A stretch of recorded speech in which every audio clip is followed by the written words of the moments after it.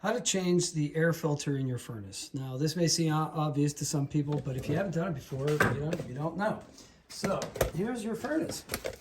And usually, on most furnaces, right in between the main motor housing and the airflow duct that comes out right into the stuff that goes to your house or your apartment, there's a space, and it's right here. And you can see this piece of cardboard here, right?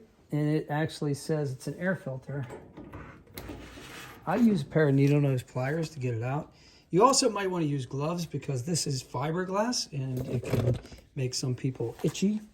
So this filter is dirty. And if you have trouble getting it out with this piece of cardboard, usually wiggling it'll do the trick. But try not to break it off inside there. You may have to deform it a little bit. See how that got caught? This little piece got caught on the inside of the metal. But you can see it's kind of dirty. And how do you know it's dirty? Well, compared to the new one. There's the old one. And here's the new one. Okay. Now, when you go to the store to buy one, how do you know which one to buy? There's so many different sizes and stuff. Well, the old one's going to have the size right here on the side, upside down here. 16 inches by 20 inches by 1, right? 16 by 20 by 1 inch thick. There'll be various sizes. This is a very standard size, okay? This type of filter, which is probably the cheapest one you can buy, is $1.25. The thing with these is you have to replace them pretty often. So you should probably replace this once a month.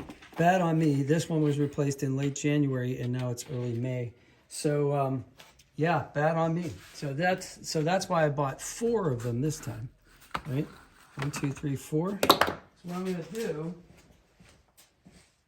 I'm going to take my permanent marker here, my Sharpie, and I'm going to find the side that has the airflow direction arrow, right here, and I'm going to write on it today's date. So today is the 10th of April,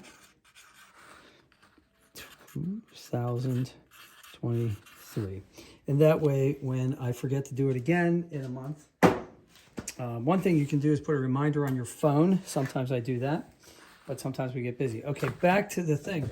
So to install it, I just do the reverse process. But here's the deal. There's an arrow on the side here. Oh, sorry about that. There's an arrow on the side here, and that indicates the airflow direction. What does that mean? Well, the air flows from the furnace here into the vent here. So we want the arrow facing that way, okay? Doesn't matter if the writing's on top or whatever. But I like to leave the date that I've written on the outside. So when I'm coming by here, I can look at it and I can say, oh yeah, it's time to change the filter. It's been a month, or no, it hasn't.